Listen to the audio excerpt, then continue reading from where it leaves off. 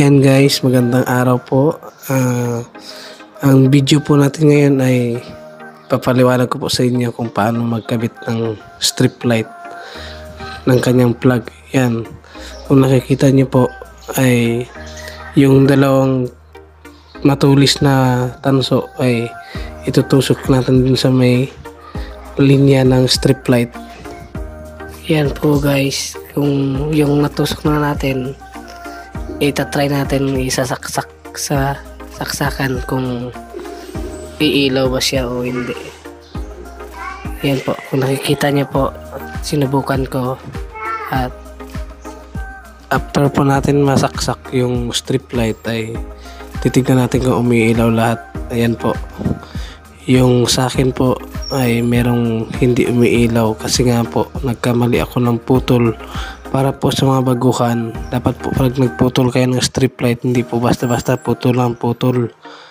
Kailangan po pag nagputol tayo dun po sa may mismong dugtungan niya para gagana po.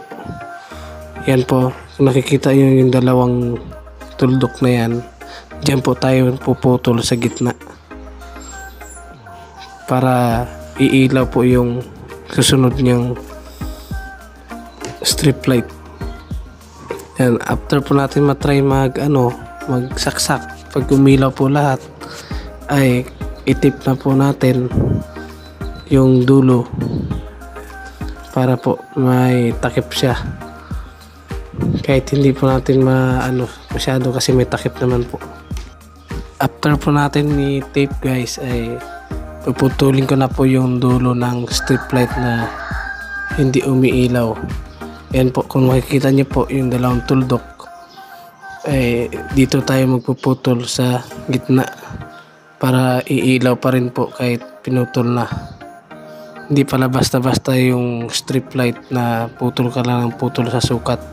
Yan po, yung plug niya pinutol ko na din kasi idudugtong ko na po siya dun sa may main line ng wire sa loob ng cob light.